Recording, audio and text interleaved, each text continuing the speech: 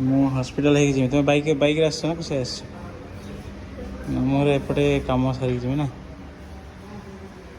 ମୁଁ ଏଇଟା ବୁଝି ଦେଇକି ତୁମକୁ ପଠାଇ ଦେଇଛି, ତୁମେ ମାଇଣ୍ଡ ମେକଅପ୍ କର ହେଲା। ମୁଁ ଆସିଥିଲି, ମୁଁ କହିଲି ବୁଝିଦିଏ ତାହେଲେ ହେଲା, ମୁଁ ବୁଝିଦେଲି। ନା ମୁଁ ସେଇଟା ପଚାରିଲି, ମନା କଲେ ତ।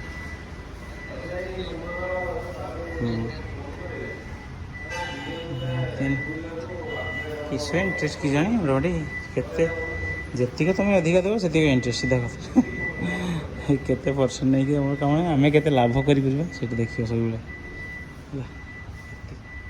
ସବୁବେଳେ ଭାବିବ ହେଲା ଫାଇଦା ମୁଁ କିଛି କରିପାରିବି।